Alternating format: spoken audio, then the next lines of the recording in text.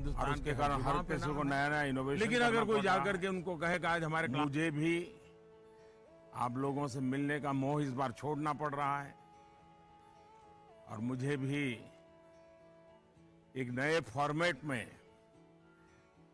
आपके बीच आना पड़ रहा है और आपसे रूबरू न मिलना, आपके चेहरे की खुशी न देखना, आपका उमंग और उत्साह न अनुभव करना, ये अपने आप में मेरे लिए बहुत बड़ा लॉस है। लेकिन फिर भी परीक्षा तो है ही है, आप है, मैं हूं, परीक्षा है, तो फिर अच्छा ही है कि हम परीक्षा पे चर्चा कंटिन्यू करेंगे और इस साल भी ब्रेक नहीं लेंगे। अभी हम अपनी बातचीत का सिलसिला शुरू करने जा रहे हैं। एक बात मैं शुरू में जरूर देशवासियों को भी बताना चाहता हूं और गार्डियंस को बताना चाहता हूं, टीचर्स को बताना चाहता हूं, ये परीक्षा पे चर्चा है, लेकिन सिर्फ परीक्षा की ही चर्चा नहीं है। बहुत कुछ बातें हो सकती हैं। एक हल्का फुल्का माहौल बनाना है, एक नया आत्मविश्वास पैदा करना है और जैसे अपने घर में बैठ के बातें करते हैं, अपनों के बीच बात करते हैं, यार दोस्तों के साथ बात करते हैं, आइए हम भी ऐसे ही बात करेंगे आज।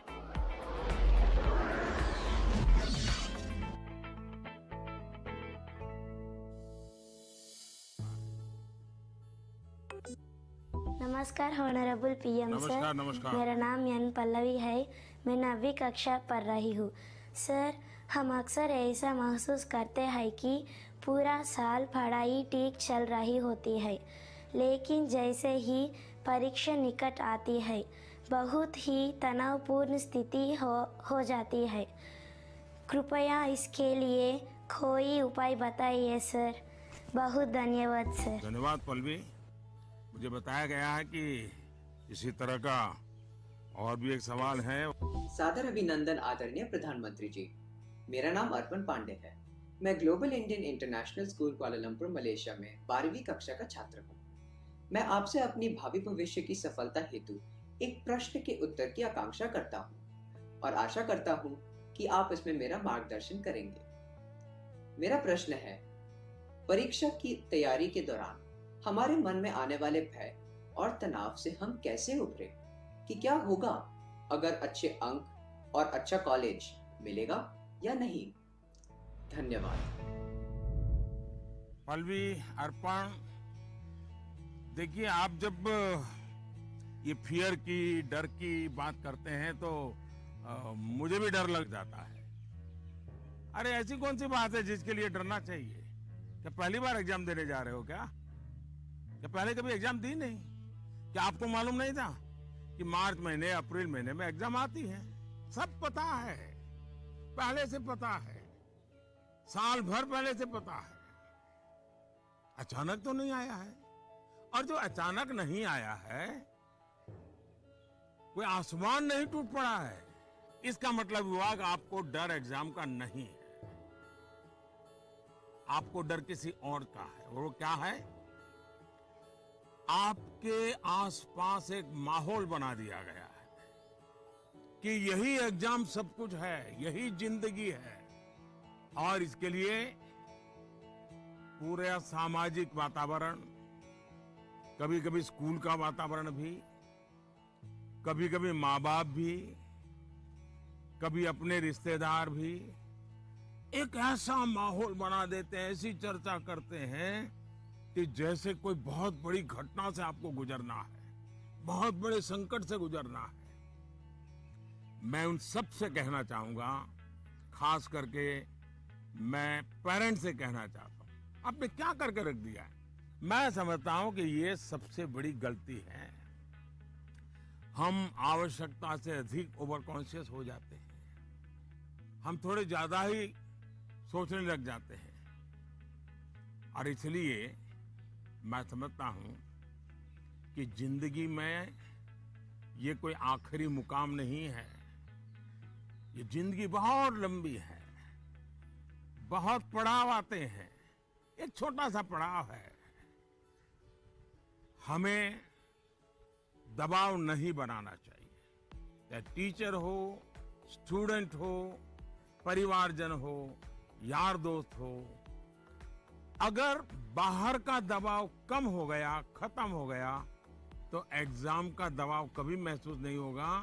कॉन्फिडेंस फलेगा, फूलेगा, प्रेशर रिलीज हो जाएगा, डिक्रीज हो जाएगा, और बच्चों को घर में सहज तनाव मुक्त जीना चाहिए। छोटी मोटी हल्की फुल्की बातें जो रोज करते थे वैसी करनी चाहिए।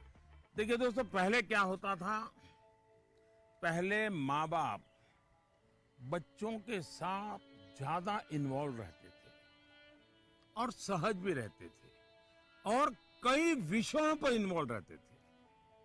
आज जो भी इन्वॉल्व रहते हैं वो ज्यादातर कैरियर, एग्जाम, पढ़ाई, किताब, सिलेबस, मैं उसको सिर्फ इन्वॉल्वमेंट नहीं मानता हूं। और इससे इन्हें अपने बच्चों के असली सामर्थ्य का पता नहीं होता है।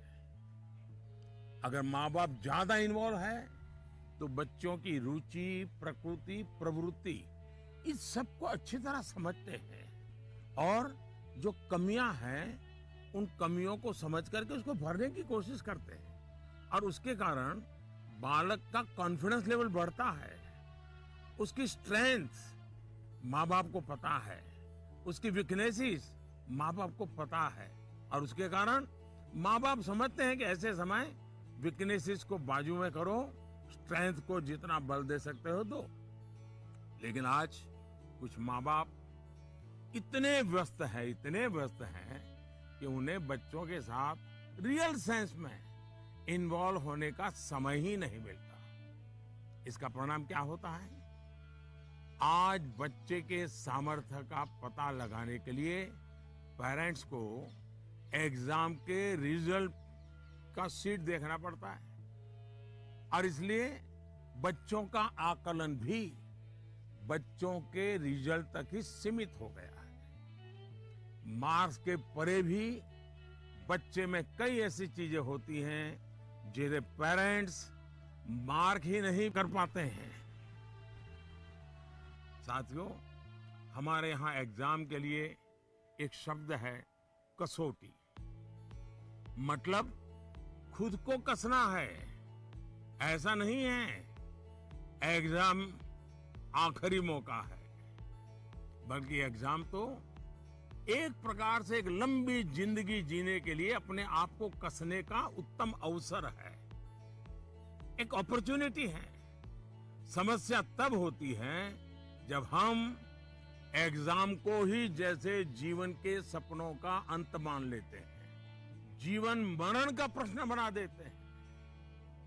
दरअसल एग्जाम जीवन को गढ़ने का एक अवसर है, एक अपॉर्चुनिटी है, एक मौका है। उसे उसी रूप में लेना चाहिए। एक्चुअली हमें अपने आप को कसौटी पर कसने के मौके खोजते ही रहना चाहिए ताकि हम और बेहतर कर सकें। हमें भागना नहीं चाहिए। आइए दोस्तों, अगले सवाल की तरफ बढ़ते हैं। माननीय प्रधानमंत्री जी नमस्कार, मेरा नाम पुण्य सुन्या है। मैं कक्षा 11वीं की छात्र हूँ। मेरे विद्यालय का नाम विवेकानंद केंद्र विद्यालय निर्जुली, डिस्ट्रिक्ट पापुमपारे, स्टेट अरुणाचल प्रदेश है। माननीय प्रधानमंत्री जी, कुछ सब्जेक्ट्स और कुछ चैप्टर्स है जिनको लेकर मैं सहज नहीं हूँ, उनसे पीछा छुड़ाने में लगी रहती हूँ। मैं चाहे कितनी भी कोशिश क्यों ना करूँ, मैं उन्हें पढ़ नहीं पाती हूँ। शायद ये इसलिए होता है क्योंकि मुझे उनसे डर लगता है। सर, इस स्थिति को कैसे दूर किया जा सकता है? धन्यवाद सर। चलिए, आंध्र से हम मलेशिया से अब अरुणाचल पहुंच गए और मुझे बताया गया है कि इसी प्रकार का कोई और एक सवाल भी है। माननीय प्रधानमंत्री जी नमस्कार, मेरा नाम विनीता गर्ग है और मैं SRDAV पब्लिक स्कूल में 25 वर्ष से कार्यरत हूँ। मेरा प्रश्न है, कुछ सब्जेक्ट्स ऐसे हैं जिसमें कई स्टूडेंट्स को डर का सामना करना पड़ता है। इस वजह से वह इनसे बचते हैं। इसके बारे में इतिहास या गणित जैसे विषयों के शिक्षक अच्छी तरह से समझ सकते हैं। टीचर के तौर पर इस स्थिति को और बेहतर बनाने के लिए हम क्या कर सकते हैं? ये कुछ अलग प्रकार का ही विषय मेरे सामने आया। मैं कोशिश करूंगा कि स्टूडेंट्स के मन को छू सकूं और टीचर्स की बात पर गौर के साथ कुछ समाधान बता सकूं।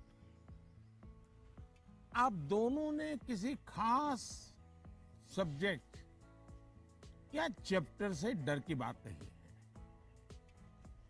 आप लोग अकेले नहीं हैं जिनको इस स्थिति का सामना करना पड़ता हो। हकीकत तो यह है कि दुनिया में एक भी इंसान ऐसा नहीं मिलेगा जिसके ऊपर ये बात लागू न होती हो। मान लीजिए आपके पास बहुत ही बढ़िया 5-6 शर्ट है, लेकिन आपने देखा होगा एक या 2 शर्ट आपको इतने पसंद आते होंगे, बार बार पहनते हैं। इसका मतलब ये नहीं कि बाकी सब बेकार हैं, फिटिंग ठीक नहीं है, ऐसा नहीं है। उन 2 इतने अच्छे लगते हैं कि आप उसको बार बार पहनते हैं। कई बार तो माँ बाप भी इन चीजों के लिए गुस्सा करते हैं कि कितनी बार इसको पहनोगे, अभी 2 दिन पहले तो पहना था। पसंद नापसंद मनुष्य का स्वभाव है और कभी कभी पसंद के साथ लगाव भी हो जाता है।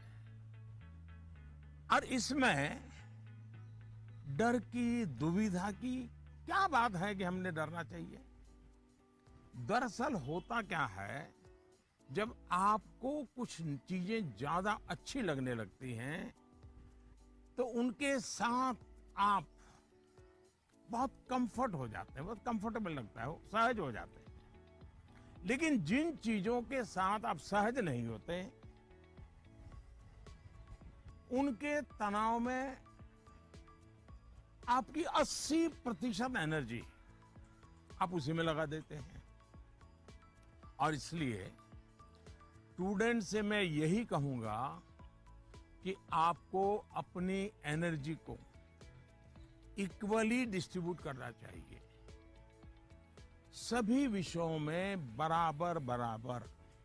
आपके पास पढ़ाई के लिए 2 घंटे हैं तो उन घंटों में हर सब्जेक्ट को समान भाव से पढ़िए।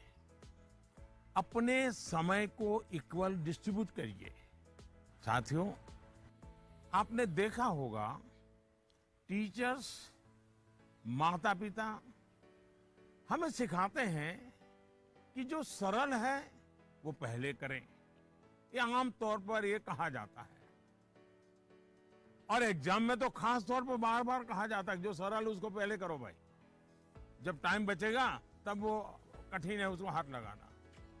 लेकिन पढ़ाई को लेकर मैं समझता हूं ये सलाह आवश्यक नहीं है और उपयोगी भी नहीं है। मैं जरा इन चीज को अलग नजरिए से देखता हूं। मैं कहता हूं जबकि पढ़ाई की बात हो तो कठिन जो है उसको पहले लीजिए। आपका माइंड फ्रेश है, आप खुद फ्रेश हैं, उसको अटेंड करने का प्रयास कीजिए। जब कठिन को अटेंड करेंगे तो सरल तो और भी आसान हो जाएगा। मैं अपना अनुभव बताता हूं। जब मैं मुख्यमंत्री था, तो प्रधानमंत्री बना, तो मुझे भी बहुत कुछ पढ़ना पड़ता है, बहुत कुछ सीखना पड़ता है, बहुतों से सीखना पड़ता है, चीजों को समझना पड़ता है। तो मैं क्या करता था, जो मुश्किल बातें होती है, जिसके निर्णय थोड़े गंभीर होते हैं, मैं मेरे सुबह जो शुरू करता हूं तो कठिन चीजों से शुरू करना पसंद करता हूं। मुश्किल से मुश्किल चीजें मेरे अफसर मेरे सामने लेकर के आते हैं, क्योंकि उनको मालूम है कि वो मेरा एक अलग मूड होता है। मैं चीजों को बिल्कुल तेजी से समझ लेता हूँ, निर्णय करने की दिशा में आगे बढ़ता हूँ। मैंने अपना एक नियम बनाया है, कोशिश की है। और जो सरल चीजें हैं, दिन भर की थकान के बाद रात देर हो जाती है तो चलो भाई, अब उनको मैं ज्यादा दिमाग खपाने की जरूरत नहीं हो, कोई गलती होने का कारण नहीं है, तो उन चीजों को मैं फिर देर रात तक खींच लेता हूं, लेकिन सुबह जब उठता हूं तो फिर कठिन से ही मुकाबला करने के लिए निकल पड़ता हूं। दोस्तों, एक और बात हमें अपने आप से सीखनी चाहिए। आप देखिए, जो लोग जीवन में बहुत सफल हैं, वो हर विषय में पारंगत नहीं होते, लेकिन किसी एक विषय पर, किसी एक सब्जेक्ट पर उनकी पकड़ जबरदस्त होती है। अब जैसे लता दीदी हैं, लता मंगेशकर जी की पूरे दुनिया में नाम है, हिंदुस्तान के हर जुबान पे नाम है, लेकिन अगर कोई जाकर के उनको कहे कि आज हमारे क्लास में आइए और ज्योग्राफी पढ़ाइए, हो सकता है वो न भी पढ़ा भी पाए, मैं नहीं जानता हूं कि वो पढ़ा पाए न पढ़ा पाए, लेकिन लता जी की महारत ज्योग्राफी में शायद न भी हो, लेकिन संगीत की दुनिया में उन्होंने जो किया हुआ है, एक विषय पर जिस प्रकार से अपना जीवन खपा दिया है, आज वो हर एक के लिए प्रेरणा का कारण बन गई है। और इसलिए आपको भले कुछ सब्जेक्ट मुश्किल लगते हो, ये कोई आपके जीवन में कोई कमी नहीं है। आप बस ये ध्यान रखिए कि इस मुश्किल लगने वाले सब्जेक्ट की पढ़ाई से खुद को दूर मत कीजिए, उसे भागिए मत। वहीं टीचर्स के लिए मेरी सलाह ये है, वो विद्यार्थियों से उनको टाइम मैनेजमेंट के संबंध में, उसके तौर तरीके संबंध में, सिलेबस के बाहर जाकर के भी कभी उनसे बातें करें, उनसे चर्चा करें, उनको गाइड करें। विद्यार्थियों को टोकने के बजाय उन्हें गाइड करें। टोकना, रोकना, उसका प्रभाव मन पे और ज्यादा नेगेटिव फैलता है। प्रोत्साहित करने से वो कॉन्सेंट्रेटेड ताकत के रूप में कन्वर्ट हो जाता है। कुछ बातें क्लास में सार्वजनिक तौर पर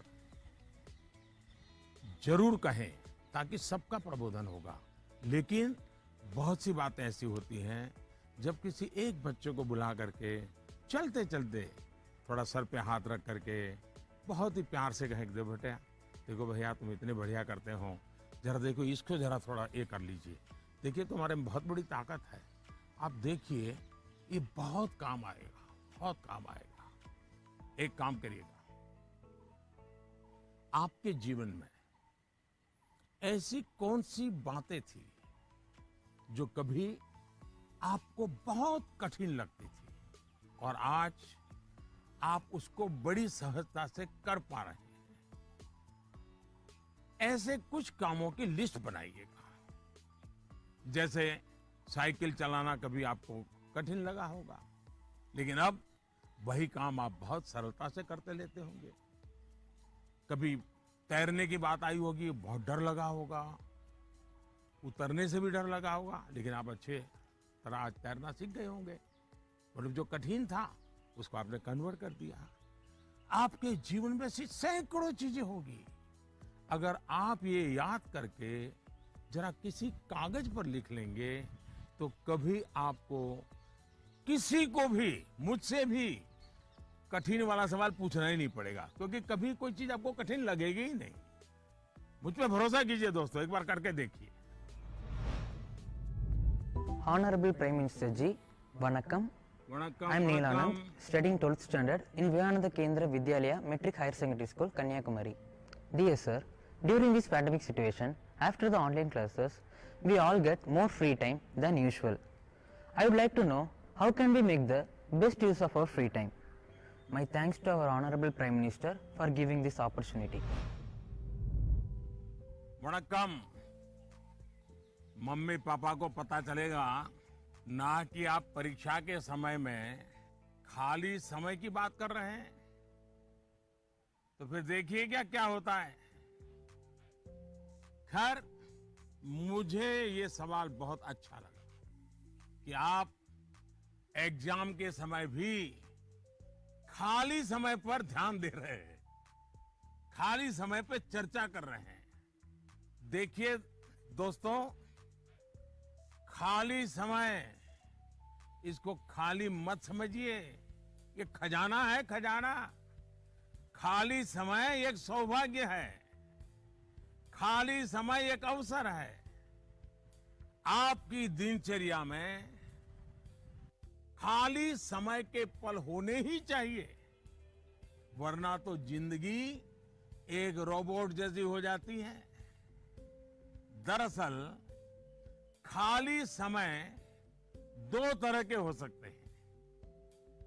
एक जो आपको सुबह से ही पता है कि आज आप 3 से 4 बजे तक फ्री हैं, या आने वाले रविवार को आप आधा दिन फ्री हैं, या आप 4 तारीख को छुट्टी है, आप दोपहर तक आपके पास कोई काम नहीं, आपको पता है। लेकिन दूसरा वो जिसका पता आपको लास्ट मोमेंट में चलता है। अगर आपको पहले से ही पता है कि मेरे पास खाली समय है, तो आप अपने पेरेंट्स या अपने बहन भाई से कह सकते हैं कि मैं आपकी हेल्प करूंगा।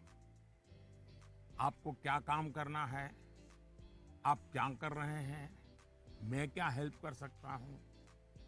दूसरा, आप सोचें कि ऐसी कौन सी चीजें हैं जो आपको खुशी देती है। थोड़ा भारी भरकम शब्द है, स्वांतः सुखाय, जिसमें से आपको सुख मिलता है, आपको आनंद मिलता है, आपके मन को बहलाती हैं। आप ऐसा भी कुछ कर सकते हैं। अब आपने मुझे पूछा है, तो मैं भी सोचता हूं कि मैं क्या करना पसंद करता हूं। मैंने अपनी दिनचर्या में ऑब्जर्व किया है कि अगर मुझे थोड़ा सा भी खाली समय मिल जाए, और अगर झूला है, तो मेरा मन करता है कुछ पल में झूले पर जरूर बैठूं। बहुत थकान है और 5 मिनट का भी समय मिल गया, या फिर मैं कोई काम भी कर रहा हूं, तो अपने खाली समय में झूले पर बैठकर, पता नहीं क्या कारण है, लेकिन मेरा मन प्रफुल्लित हो जाता है। जब आप खाली समय अर्न करते हैं, तो आपको उसकी सबसे ज्यादा वैल्यू पता चलती है। इसलिए आपकी लाइफ ऐसी होनी चाहिए कि जब आप खाली समय अर्न करें, तो आपको असीम आनंद दें। यहां यह भी ध्यान रखने की जरूरत है कि खाली समय में किन चीजों से बचना चाहिए, नहीं तो वही चीज सारा समय खा जाएगी, पता भी नहीं चलेगा, और अंत में रिफ्रेश रिलैक्स होने के बजाय आप तंग आ जाएंगे, थकान महसूस करने लगेंगे। एक और मुझे लगता है कि खाली समय में हमें अपनी क्यूरियोसिटी, जिज्ञासा बढ़ाने की और ऐसी कौन सी चीजें हम कर सकते हैं जो शायद बहुत प्रोडक्टिव हो जाएगी। आपकी माँ या पिता अगर खाना बना रहे हैं, उसे ऑब्जर्व कीजिए। नई नई चीजों में अंदर जाने का, कुछ नया जानने का, इसका इम्पैक्ट सीधा सीधा दिखाई नहीं देता है, पर जीवन में इसका बहुत बड़ा गहरा प्रभाव होता है।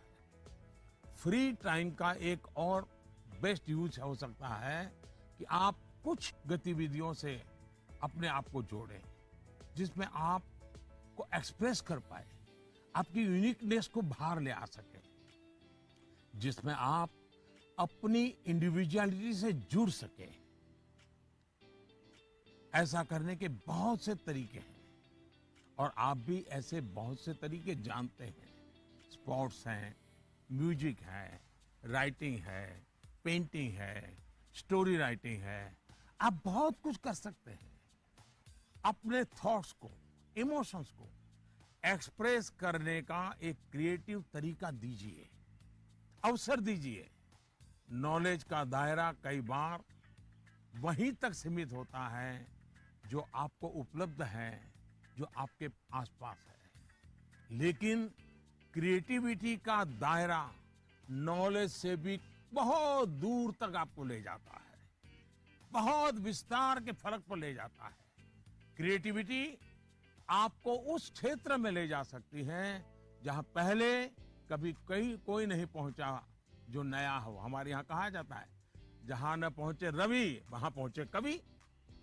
ये क्रिएटिविटी की तो बात है।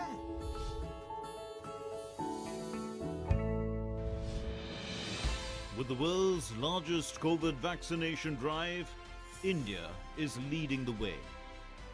As the vaccine reaches every corner of the nation, do not forget the mantra, Dawai bhi, Kadai bhi. Let's continue our fight against COVID-19. Vaccination along with social distancing, sanitization and masks. Mask up, India! Put your mask on and cover your nose and be safe. Mask up, India.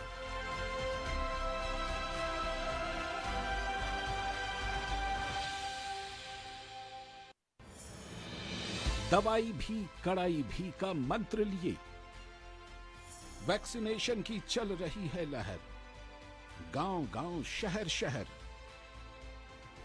लेकिन जब इतना किया है सब्र, तो थोड़े और समय रखें कोरोना पर कड़ी नजर।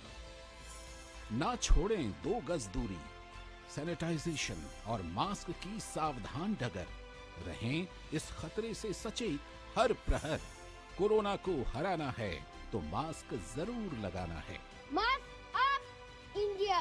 दवाई भी कड़ाई भी, और इसीलिए जब भी अपने घर से बाहर निकलें अपने मुंह और नाक को ढक के रखें। Mask up, India.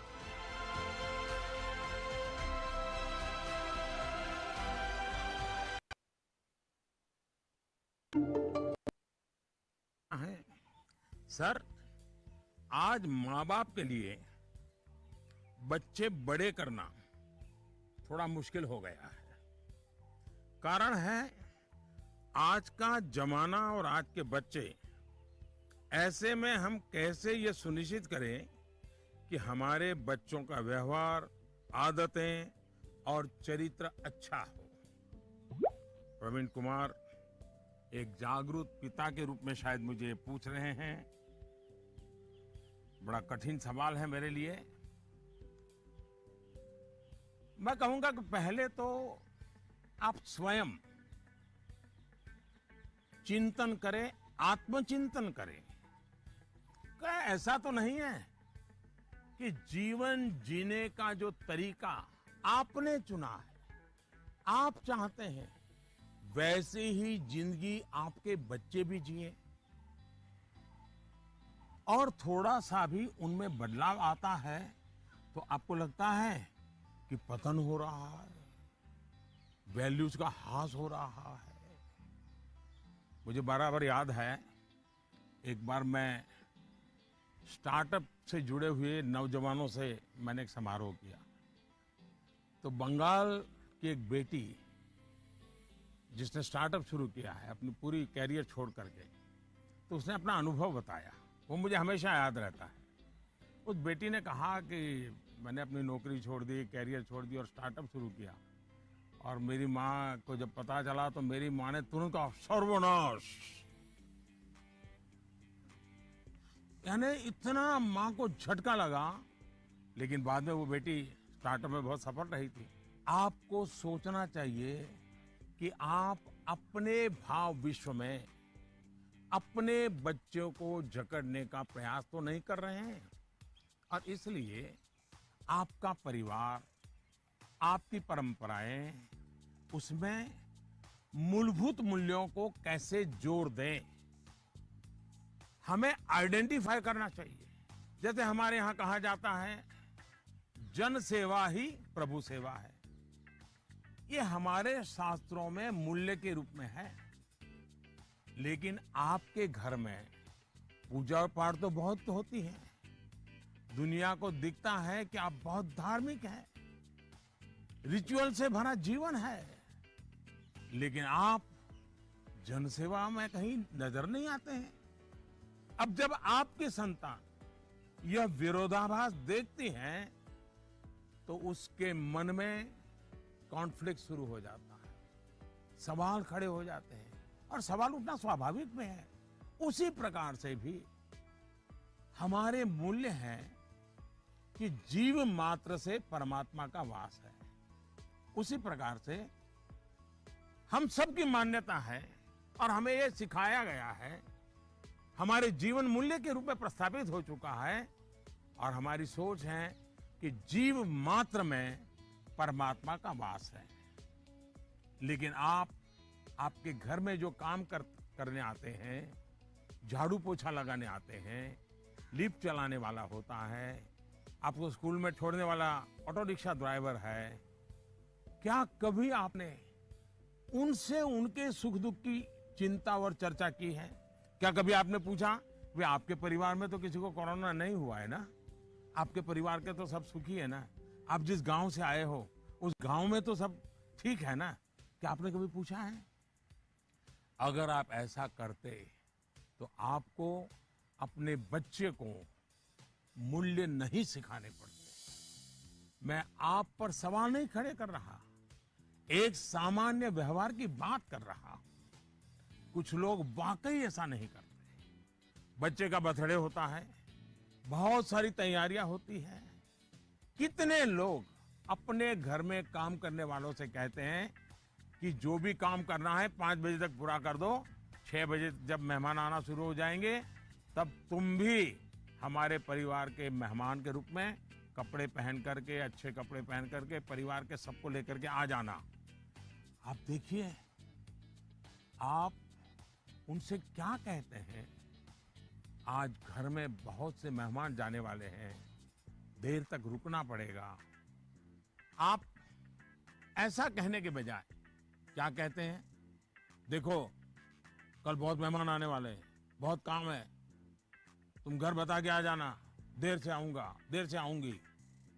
यानी आपका बच्चा देख रहा है कि इतना बड़ा उत्सव है घर में, लेकिन वो जो मेरे लिए मेहनत करते हैं दिन रात, वो तो इसमें हिस्सेदार ही नहीं है। और तभी उस बच्चे के मन में टकराव शुरू होता है। मैं आपको एक और उदाहरण देता हूं। हम कहते हैं बेटा बेटी एक समान, ये मूल्य है हमारे यहां देव रूप की जो कल्पना की गई है उसमें स्त्री भगवान का उतना ही महत्व है।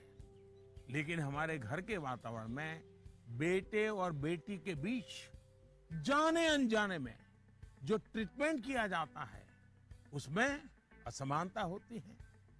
उसके बाद जब वही बेटा समाज जीवन में जाता है तो उसके द्वारा नारी समानता में कुछ न कुछ कमी की संभावना बन ही जाती है।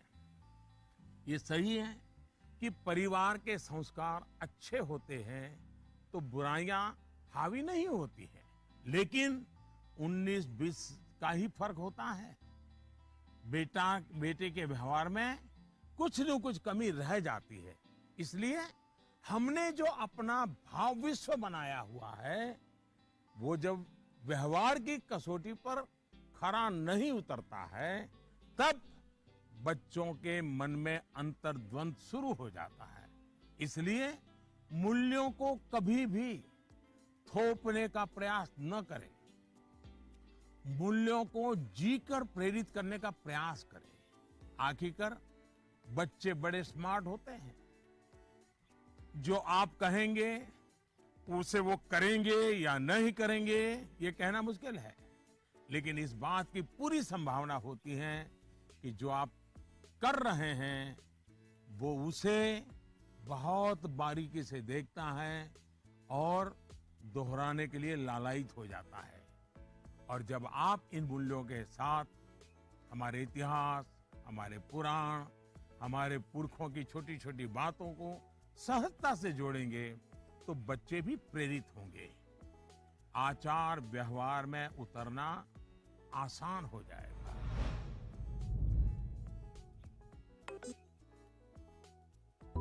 नमस्कार सर, मैं प्रतिभा गुप्ता, कुंदन विद्या मंदिर लुधियाना से। सर, मेरा आपसे सवाल ये है कि हमें हमेशा काम करवाने के लिए बच्चों के पीछे भागना पड़ता है, तो हम कैसे उन्हें सेल्फ मोटिवेटेड बना सकते हैं ताकि वे अपनी चीजें खुद करें?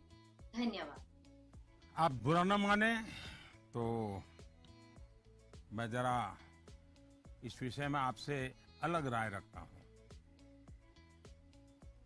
मुझे लगता है कि बच्चों के पीछे इसलिए भागना पड़ता है क्योंकि उनकी रफ्तार हमसे ज्यादा है। ये बात सही है कि बच्चों को सिखाने की, बताने की, संस्कार देने की जिम्मेदारी परिवार के सबकी है। लेकिन कई बार बड़े होने के बावजूद हमें भी तो जरा मूल्यांकन करना चाहिए।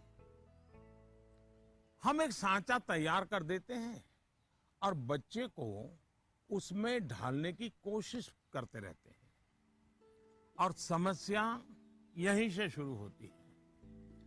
हम इसे सोशल स्टेटस का सिंबल बना देते हैं। अक्सर माता पिता अपने मन में कुछ लक्ष्य तैयार कर लेते हैं, कुछ पैरामीटर बना लेते हैं और कुछ सपने भी पाल लेते हैं।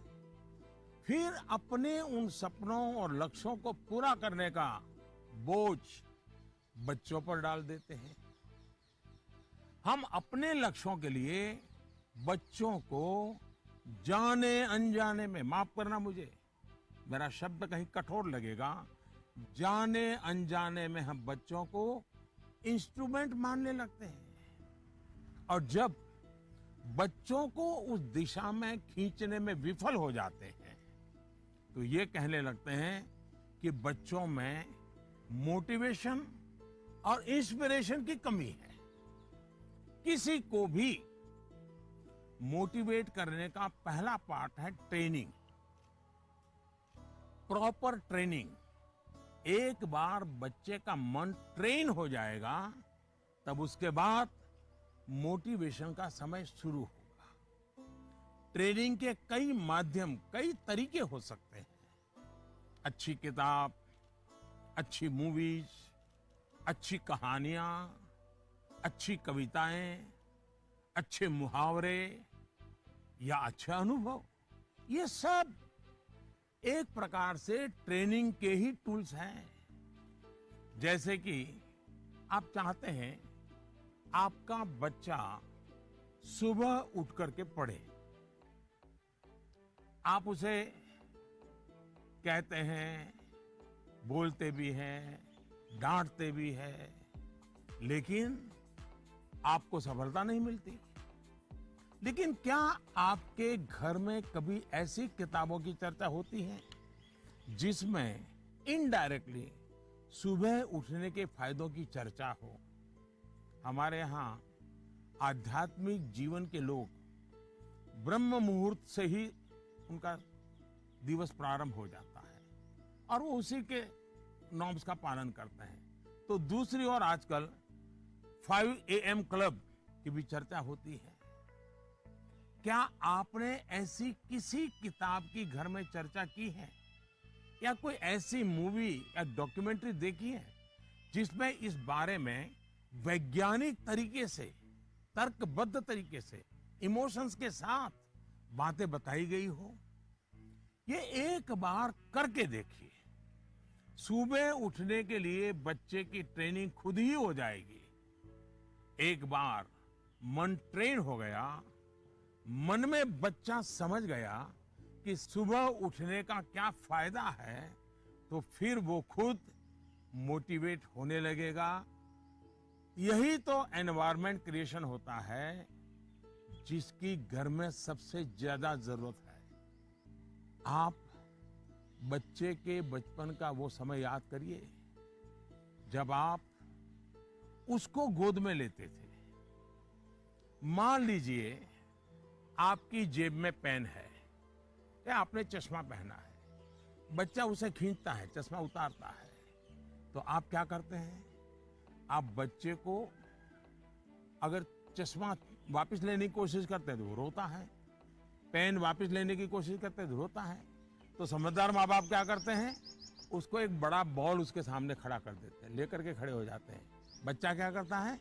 चश्मे छोड़ देता है, पेन छोड़ता है, बड़ा बॉल खेलने के लिए ले लेता है, न रोता है। आसानी से आप सॉल्यूशन निकाल देते हैं। आप उसका माइंड डाइवर्ट करके उसे ज्यादा पसंद की दूसरी पॉजिटिविटी देकर उसे मोटिवेट करते थे। ये जो काम आपने पहले किया है, जब बच्चा बिल्कुल छोटा था, वही काम आप अब भी कर सकते हैं। आपने सुना होगा, एक दीप से जले दूसरा। आपका बच्चा पर प्रकाशित नहीं होना चाहिए। आपका बच्चा स्वयं प्रकाशित होना चाहिए। बच्चों के अंदर जो प्रकाश आप देखना चाहते हैं, वो प्रकाश उनके भीतर से प्रकाशमान होना चाहिए, और वो आपके जागरूक सक्रिय प्रयासों से संभव है। आप अपने एक्शंस में जो बदलाव दिखाएंगे, वो बच्चे बहुत बारीकी से ऑब्जर्व करेंगे। यहां एक और बात की ओर मैं आपका ध्यान दिलाऊंगा। बच्चों को कभी भी भय पैदा करके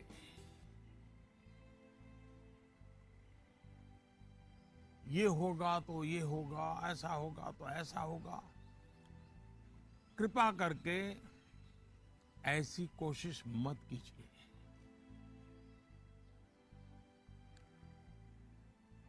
एक प्रकार से वो तरीका लगता तो बहुत आसान है, लेकिन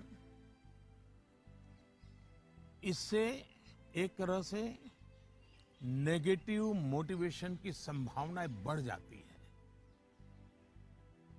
जैसे ही आपने जो हवा खड़ा किया है वो खत्म हो जाता है, बच्चे का मोटिवेशन भी खत्म हो जाता है। और इसलिए पॉजिटिव मोटिवेशन साथ साथ बार बार पॉजिटिव रीइंफोर्समेंट पर बल देते रहना चाहिए। मोटिवेशन का जो मंत्र बच्चों के लिए है, एक प्रकार से वो हम सबके लिए भी है, मनुष्य मात्र के लिए है। Namaste Prime Minister sir. My name is Tanay and I am a student of Salmia Indian Model School, Kuwait. Sir, I have a question to ask you that how to prepare ourselves for the battle of life. Thank you sir. NaMo app पर मसूरी उत्तराखंड श्रीमान अशरफ खान ने लिखा है, sir, हम सब जब अपने बड़े कजिन्स या दोस्तों से बात करते हैं तो वो कहते हैं कि अभी स्कूल में तो तुमने जीवन देखा ही कहाँ है। जीवन की असली कसौटी तो स्कूल से बाहर निकल करके होगी। मेरा सवाल यह है कि आज हम अपने आप को कल की चुनौतियों के लिए कैसे तैयार करें। तनय, आप तो कुवैत से मुझसे बात कर रहे हो, लेकिन तनय कभी किसी ने इस बात को मार्क किया है कि तुम्हारे जो आवाज है वो गॉड गिफ्टेड है? क्या कभी तुम्हारे माँ बाप ने, कभी आपके दोस्तों ने, कभी आपके टीचर्स ने कभी कहा है कि आपका ध्यान गया है? आज आपका सवाल सुनने के बाद, खैर रिकॉर्डेड है, लेकिन मैं पक्का मानता हूं कि आपको एक बहुत ही विशिष्ट प्रकार की आवाज परमात्मा ने दी है। कभी उस पर ध्यान दीजिए, ये आपकी बहुत बड़ी विरासत बन सकती है। खैर, मैं तनय की बातों की ओर चला गया, लेकिन जो सवाल आपने पूछे हैं, पहली बात तो ये कि जो लोग आपको ये कहते हैं, उनके कहने का तरीका भले ऐसा होता है कि वो आपको सलाह दे रहे हैं, लेकिन मन के भीतर की सच्चाई को देखें तो वो अपने आप को हीरो बनाने की कोशिश कर रहा होता है, या फिर वो अपनी असफलताओं को इसलिए बड़ा बनाकर दिखाता है ताकि उसे एक एस्केप रूट मिल सके, और इसलिए वो दिखाता है कि उसके सामने बहुत बड़ी बड़ी चुनौतियां हैं। इस विषय में मेरा सीधा सीधा मंत्र है, एक कान से सुनिए और दूसरे कान से निकाल दीजिए। हाँ, ये सवाल बहुत स्वाभाविक है कि 10वीं या 12वीं के बाद क्या?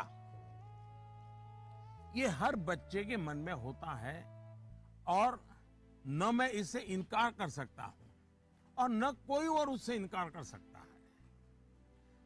बहुतों के लिए ये सवाल चिंता और निराशा फैलाने वाला हो सकता है। दुर्भाग्य से आज के चकाचौंध भरे युग में सेलिब्रिटी के कल्चर के कारण और उसका प्रभाव होने के कारण स्टूडेंट लाइफ में एक धारणा बन गई है कि जो टीवी पर आता है, जिसकी अखबारों में चर्चा होती है, वैसा कुछ बनना है, वैसा कुछ करना है। ये बुरी बात नहीं है, लेकिन जीवन की सच्चाई से ये बहुत दूर है।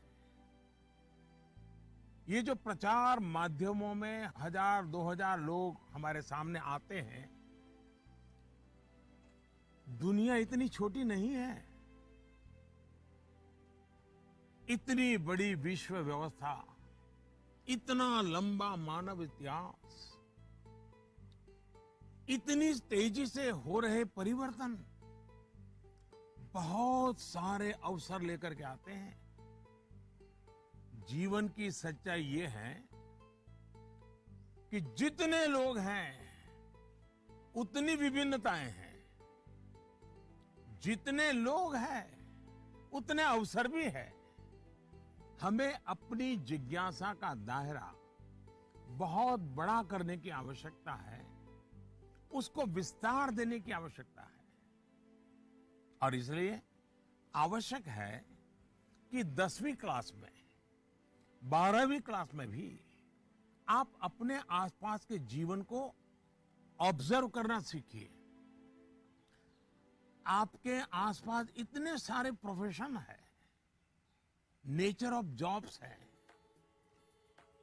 और बदलते हुए नेचर ऑफ जॉब्स हैं।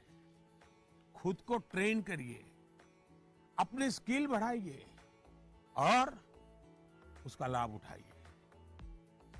करियर के चुनाव में एक पक्ष ये भी है कि बहुत से लोग जीवन में इजी रूट की तलाश में रहते हैं।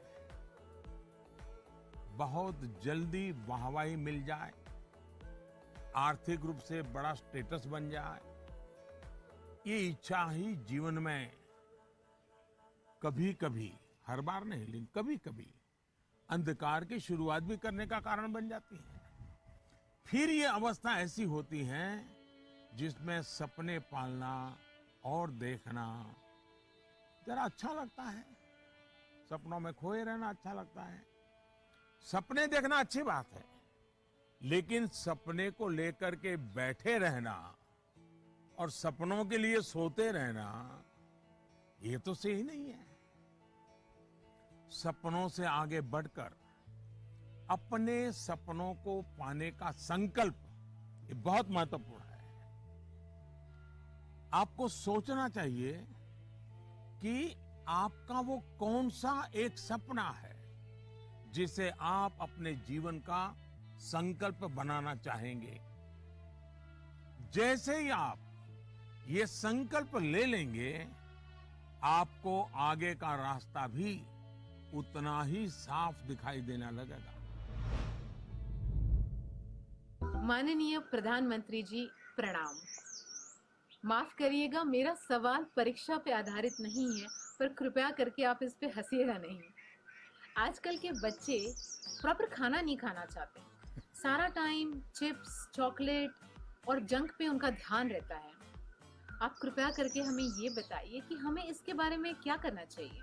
इसी प्रकार के कुछ और सवाल भी मेरे साथ हैं, और ये नरेंद्र मोदी ऐप पर छत्तीसगढ़ रायपुर से सुनीता पॉल जी ने लिखा है, सर हमारे बच्चों को हम जो टिफिन में देते हैं वे उस चीज को खाते नहीं और हमेशा फास्ट फूड खाने की जिद करते हैं। कृपया इस मुद्दे पर हमारा मार्गदर्शन करें। मैं समझ नहीं पा रहा हूं कि मैं ये सारे सवाल सुनकर के मुस्कुराऊं या जोरों से हंस पड़ूं। अगर इस मुद्दे पर हम मनोवैज्ञानिक तरीके से आगे बढ़े तो शायद इसका समाधान आसान हो जाएगा। हमारी जो ट्रेडिशनल खाने की चीजें हैं, मनोवैज्ञानिक रूप से उनके प्रति हम सहज रूप से गौरव का भाव पैदा करें। उसकी जो विशेषता है उसकी बात करें। खाना पकाने की हमारी जो प्रक्रिया है, किचन की जो एक्टिविटी है, वो घर के बाकी सदस्यों को पता होनी चाहिए कि कितनी मेहनत करने के बाद खाना पकता है। बच्चों के सामने भी ये सारी बातें चर्चा में लानी चाहिए। कैसे खाना पकता है, कितनी देर लगती है, कितने इंग्रेडिएंट्स होते हैं, उन्हें महसूस होगा कि आखिर कितनी मेहनत का काम होता है और तब जाकर के मेरी थाली भरती है। दूसरा, आज के जमाने में खाने पीने की बहुत सारी वेबसाइट है। हेल्दी फूड की भी कोई कमी नहीं है। क्या हम इनसे भी जानकारियां जुटाकर ऐसी चीजों को लेकर कोई गेम डेवलप कर सकते हैं जो हम हफ्ते में एक बार खेल सकें? जैसे गाजर है, कैरेट, उसके इंपॉर्टेंस पर हम बोलें, उसके क्या फायदे होते हैं, क्या लाभ होते हैं, क्या न्यूट्रिएंट्स होते हैं, ऐसा करके देखें। दूसरा, हम सबके घर में जो फैमिली डॉक्टर हैं, वो डॉक्टर एक प्रकार से मित्र होते हैं। जब कभी उनका घर आना हो तो उनकी बातें पूरा परिवार सुने कि किस प्रकार के खाने का क्या महत्व है, न्यूट्रिएंट्स कहां से मिलते हैं, क्या खाना चाहिए, वो बता सकते हैं कि आपके घर में क्या प्रॉब्लम हेरिडिटरी है और उनसे बचने के लिए क्या खाना आवश्यक है। इससे भी बच्चों को फायदा होगा। तीसरा, आप टीचर से रिक्वेस्ट कर सकते हैं कि आप बच्चों में ये क्या आपको तकलीफ हो रही है, खास करके खाने के विषय में, टीचर को समझाइए, टीचर को विश्वास में लीजिए। अब देखिए, टीचर बड़ी कुशलता से कथा कहते कहते, बात करते करते, हंसी मजाक में उसके दिमाग में भर देगा कि ये क्यों करना चाहिए। और टीचर के कहने का बच्चों पर अलग ही असर होता है। हमें भी कुछ कुछ नए एक्सपेरिमेंट करते रहना चाहिए। मैंने काफी ऐसे उदाहरण देखे हैं जहां परिवार में ट्रेडिशनल खाना ही बच्चों को मॉडर्न रंग रूप में बनाकर दिया जाता है, तो उससे बच्चों में भी उसको लेकर एक स्वाभाविक आकर्षण पैदा होता है। खैर, ये मेरे सिलेबस के बाहर का विषय है, लेकिन हो सकता है शायद मेरी कुछ बातें काम आ जाए आपको।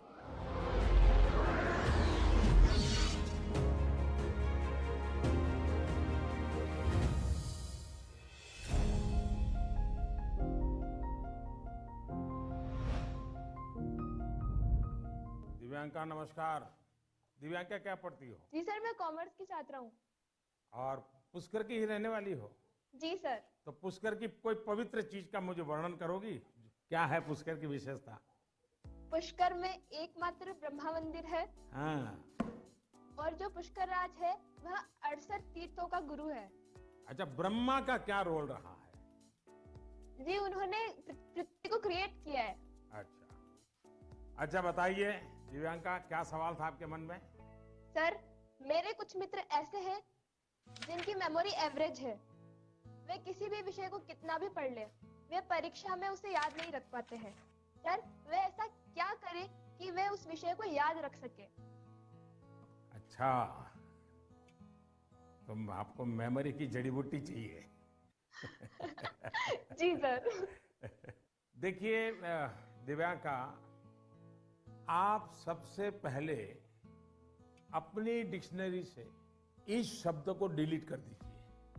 आप सोचिए ही नहीं कि आपके पास याद करने की शक्ति नहीं है। अगर आप खुद से जुड़ी कुछ घटनाओं को देखें तो आपको पता चलेगा कि वास्तव में आपको बहुत सारी चीजें याद रहती हैं। जैसे आपकी मदर टंग, क्या मदर टंग आपने किसी को बहुत ग्रामर के साथ पढ़ाया था क्या, सिखाया था क्या? नहीं सर। आपको याद होगा? नहीं, नहीं, नहीं। क्या स्कूल में आपने सीखी या किताब में कहीं भी नहीं? हाँ, ये सब सुन करके सीख ली। तो यही वो चीजें हैं, जरा सोचिए कि आपको जो पसंद है, क्या इन चीजों को याद रखने के लिए आपने कभी कोशिश की थी? वो बातें जिनसे आप पूरी तरह जुड़ गए हैं, मग्न हो गए हैं, वो बातें जो आपका हिस्सा बन गई हैं, आपके विचार प्रवाह का हिस्सा बन गई हैं, उन्हें आप कभी नहीं भूलते हैं। दूसरे शब्दों में कहूं तो ये मेमोराइज नहीं है, एक्चुअली ये इंटरनलाइज है।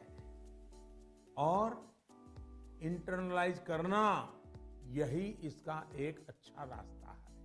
और इसलिए आपको याद करने पर जोर देने के बजाय आपको उसे जीने की कोशिश करनी चाहिए। सहजता, सरलता, समग्रता के साथ आपके पास भी वही सारी शक्तियां हैं जो किसी बहुत टैलेंटेड व्यक्ति के पास होती है। सोचिए, अपने भाई या बहन के साथ अगर आपका झगड़ा हुआ हो तो वो आपको एकदम याद रहता है, आप उसे भूलते नहीं है। यहां तक कि आपको यह भी याद रहता होगा कि उस समय आपने, आपके भाई बहन ने कौन से कपड़े पहने थे, आप खड़े खड़े लड़ रहे थे कि दौड़ते हुए लड़ रहे थे, सब याद होगा, एक एक वाक्य याद होगा। जी सर। यानी इसका एक मतलब यह है कि आप उसमें फुली इन्वॉल्व थे, आप उस क्षण को पूरी तरह जी रहे थे। साफ है कि चीजें याद रहे, प्रॉपरली रिकॉल कर सके, उसके लिए आप जिस क्षण में है उस क्षण में ही रहना और उसमें पूरी तरह से इन्वॉल्व रहना बहुत जरूरी है। यानी हम पढ़ाई कर रहे हैं, किताब हाथ में है और मन है खेल के मैदान में, सहेलियों के साथ, दोस्तों के साथ, फिर तो मामला गड़बड़ हो जाता है। आगे जाकर आप में से कोई विद्यार्थी अगर साइकोलॉजी पढ़ेगा तो उसमें मेमोरी बाय एसोसिएशन का कंसेप्ट विस्तार से समझाया जाएगा। आप याद कीजिए कि स्कूलों में सुबह असेंबली में राष्ट्रगान होता है। अब जन गण मन हर कोई गाता है, लेकिन क्या कभी आपने जनगण मन गाते समय आपने उस राष्ट्रगान के साथ देश में ट्रैवल किया क्या? आप उसके साथ जो शब्द आते हैं उन शब्दों के साथ अपने आप को विजुलाइज कर पाए कि नहीं कर पाए। पंजाब को, गुजरात को, महाराष्ट्र को, बंगाल को मन ही मन राष्ट्रगान गाते समय ट्रैवल किया क्या? आपको एकदम से याद होना शुरू हो जाएगा। मन ही विजुलाइज करेंगे तो आपको अच्छे से याद रह जाएगा। इसका तो एक फायदा और होगा, आप इस देश के साथ भी एकाकार होते चले जाएंगे। यानी इन्वॉल्व, इंटरनलाइज, एसोसिएट और विजुलाइज। मेमोरी को शार्प करने के लिए इस फॉर्मूले पर आप चल सकते हैं। मैं आपको एक और उदाहरण देता हूं। आपके पास नोटबुक्स होती हैं, अलग अलग विषयों की किताबें होती हैं। आप जब भी घर से निकले, ये तय करके निकले कि बैग में इतने नंबर पर इस विषय की नोटबुक होगी और इतने नंबर पर इस विषय की किताब होगी। चौथे नंबर पे हो सकती है, तीसरी पर हो जाए। और आपने अगर 3 नंबर पर हिस्ट्री की किताब रखी है, 5 नंबर पर भूगोल की किताब रखी है, तो जब भी आप हिस्ट्री की किताब निकालने जाएं तो बिल्कुल आंख बंद करके 3 नंबर की किताब निकालते हैं आप। देखिएगा आपका कॉन्फिडेंस लेवल कितना बढ़ जाएगा। चलिए, मुझे अच्छा लगा, आपसे बात करने का मौका मिला और मैं राजस्थान के लोगों को भी और पुष्कर की पवित्र धरती को भी आज यहाँ से नमन करता हूँ। बहुत बहुत धन्यवाद।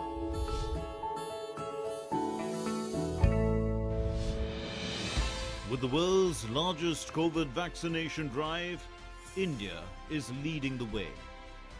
As the vaccine reaches every corner of the nation, do not forget the mantra, Dawai bhi, Kadai bhi.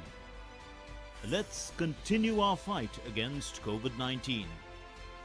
Vaccination along with social distancing, sanitization and masks. Mask up, India! Put your mask on and cover your nose and be safe. Mask up, India.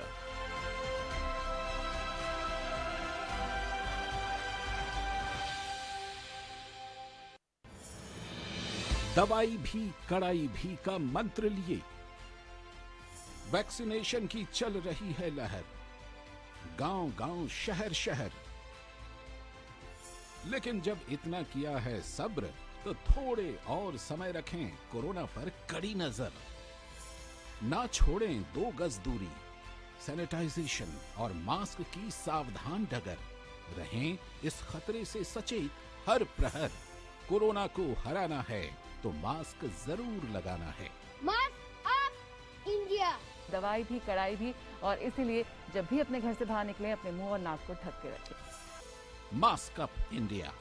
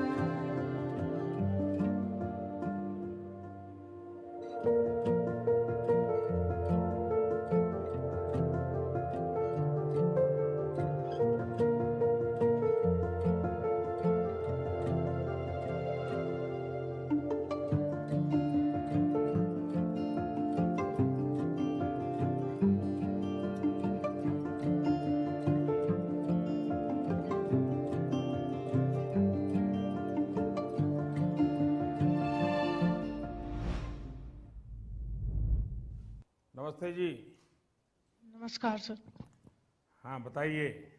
मेरा प्रश्न यह है कि जब हम किसी प्रश्न का उत्तर याद करते हैं तो वह हमें अच्छी तरह से याद हो जाता है, लेकिन जब हम स्कूल में लिखना शुरू करते हैं तो क्वेश्चन पेपर को देखकर ही हम अचानक से सब कुछ भूल जाते हैं।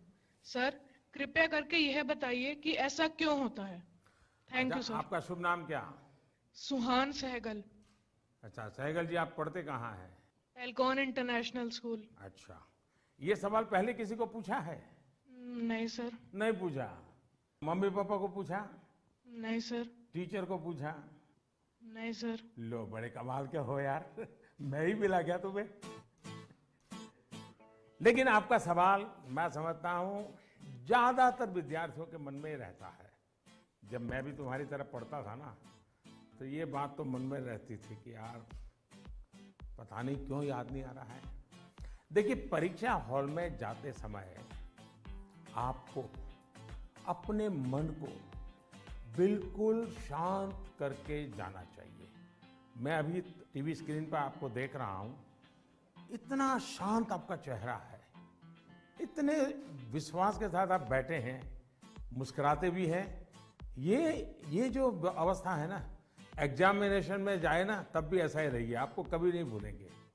आपका मन अशांत रहेगा, चिंता में रहेगा, आप घबराए हुए रहेंगे, तो इस बात की संभावना बहुत ज़्यादा होगी कि जैसे ही आप क्वेश्चन पेपर देखेंगे, कुछ देर के लिए सब कुछ भूल जाएंगे। इसका सबसे अच्छा उपाय यही है कि आपको अपनी सारी टेंशन परीक्षा हॉल के बाहर छोड़कर जाना चाहिए।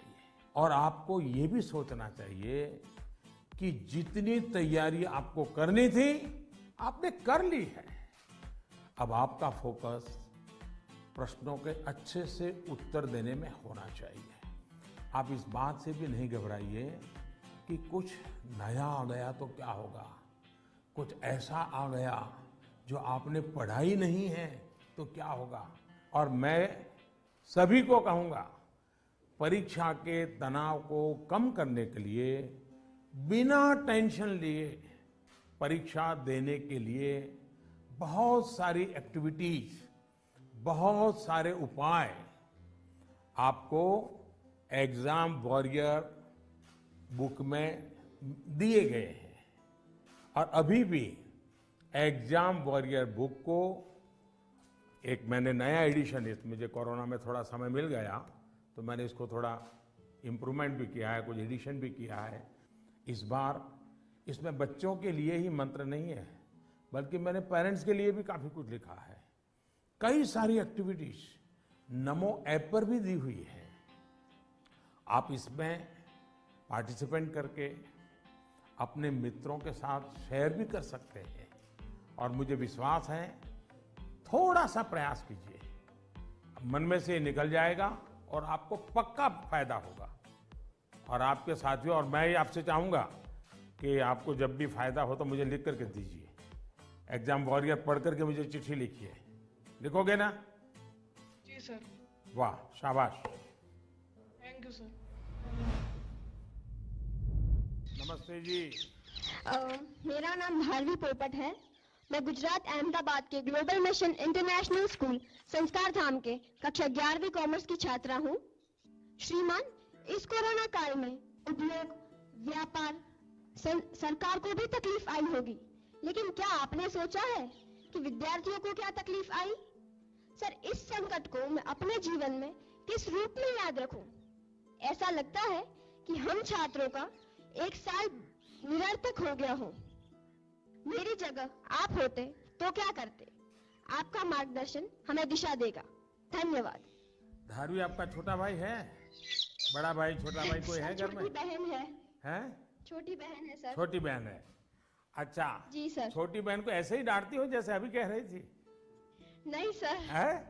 ऐसे आंखें खोल करके बोल रही थी। अच्छा, साबरमती आश्रम पहले आई थी कि आज पहली बार आई? सर, फर्स्ट टाइम आई हूँ आज। फर्स्ट टाइम आई हो? कितने साल से अहमदाबाद में रह रही हो? 6 years सर। अच्छा, तो 6 साल से रह रही हो और आपको कभी मन नहीं कर गया कि भारत की आजादी का इतना महत्वपूर्ण स्थान, वहां कभी जाना चाहिए? आज तो सुबह से आ गए होंगे आप लोग। जी सर, बिल्कुल। तो आपने देखा क्या, आज सब चीजें देखी क्या?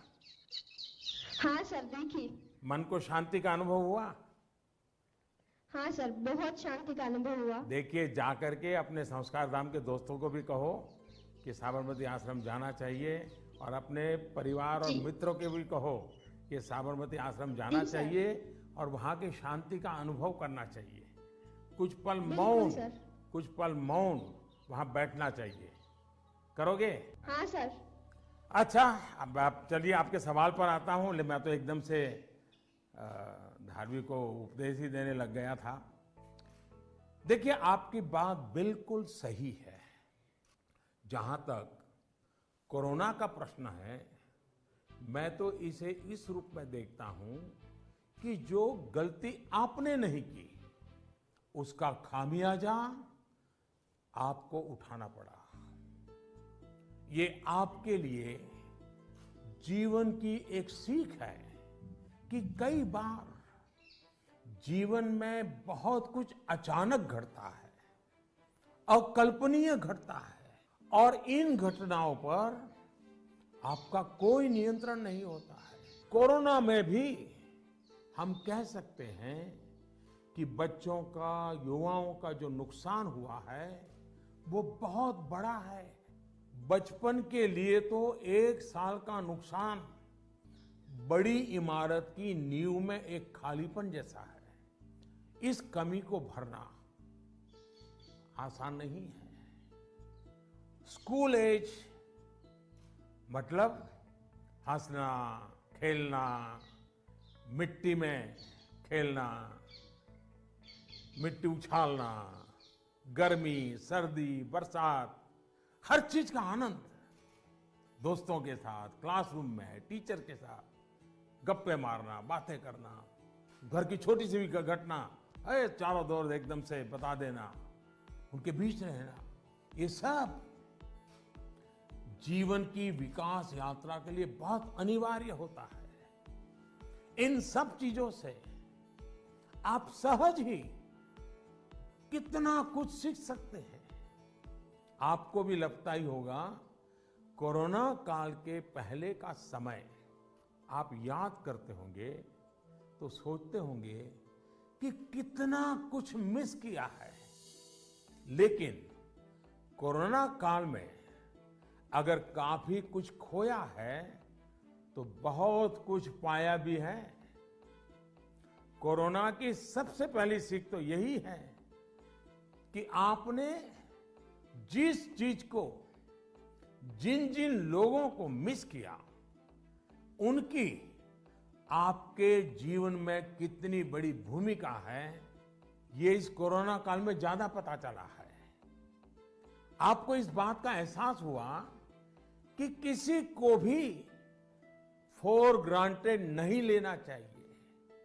खेलकूद हो, स्कूल में फिजिकल क्लासेस हो, या फिर आपके घर के पास सब्जी बेचने वाले, कपड़े प्रेस करने वाले, पास के बाजार के दुकानदार, जिन लोगों को, जिन बातों को आपने रूटीन समझ लिया था, उनका जब मिस करते हैं तब उनका सबका महत्व हम सबको अनुभव होता है, आपको भी पता चला है। इसलिए इस दिशा में आपको लगातार जागरूक रहना चाहिए और लाइफ लॉन्ग इस लेसन को याद रखना चाहिए। कोरोना के बाद भी इन चीजों की उपेक्षा नहीं करनी चाहिए। वहीं आपको यह भी याद रहना चाहिए, जीवन को सच्चे अर्थ में जीने के लिए कितनी कम चीजों की जरूरत होती है। दूसरा, इस 1 साल में आपको कहीं ना कहीं जाने अनजाने में आपको खुद के भीतर झोंकने का, खुद को जानने का एक अवसर भी मिला होगा। कोरोना काल में एक और बात ये भी हुई है कि हमने अपने परिवार में एक दूसरे को ज्यादा नजदीकी से समझा है। कोरोना ने सोशल डिस्टेंसिंग के लिए मजबूर किया, लेकिन परिवारों में इमोशनल बॉन्डिंग को भी इसने मजबूत किया है। कोरोना काल ने ये भी दिखाया है कि एक संयुक्त परिवार की ताकत क्या होती है, घर के बच्चों के जीवन निर्माण में उनका कितना रोल होता है। मैं चाहूंगा कि सोशल साइंस के लोग, हमारी यूनिवर्सिटीज इस पर रिसर्च करें। कोरोना काल के फैमिली लाइफ पर स्टडी करें। कैसे इस संकट से मुकाबला करने में संयुक्त परिवार ने समाज को ताकत दी, इस पहलू को खंगाले। कोरोना आने के बाद ये जो आयुर्वेदिक काढ़ा, पौष्टिक भोजन, साफ सफाई, इम्यूनिटी, ऐसे अनेक महत्वपूर्ण विषयों पर हम सबका ध्यान गया है। इन सब के लिए लोगों ने जो जो किया वो अगर पहले से करते आ रहे होते तो शायद परेशानी इससे भी कम होती। लेकिन अच्छा है, अब ये बदलाव लोगों ने अपने जीवन में शामिल कर लिया है और इसलिए मैं यही कहूंगा, ये बहुत बड़ी बात है कि परिवार के बच्चे ऐसे गंभीर पहलुओं पर सोच रहे हैं, बात कर रहे हैं। धन्यवाद बेटा, धन्यवाद। নমস্কাৰ। প্ৰতি মাননীয় প্ৰধানমন্ত্ৰী মহোদয়, সকলো অসমবাসী ৰাইজৰ ফালৰ পৰা মই অভিনন্দন জ্ঞাপন কৰিলোঁ। माननीय प्रधानमंत्री महोदय, मैं कृष्टि सैकिया केंद्र विद्यालय IIT गुवाहाटी की 10वीं कक्षा की छात्रा हूँ और समस्त असमवासियों की ओर से आपको प्रणाम। सर, नई पीढ़ी की एक बच्चे के तौर पर हम अपने पेरेंट्स और अपने बीच की जनरेशन गैप को हमेशा कम करना चाहते हैं। तो प्राइम मिनिस्टर सर, हम ये किस प्रकार कर सकते हैं? कृपया अपने मार्गदर्शन दीजिए। क्या नाम बताया बेटा? Sir, Christy Saikia. इतनी बढ़िया हिंदी कैसे बोल लेती हो? धन्यवाद सर। चलिए, आपका सवाल तो बहुत अच्छा है। एक विद्यार्थी के रूप में आपने जो सवाल पूछा है उसके लिए मैं आपकी बहुत सराहना करता हूं।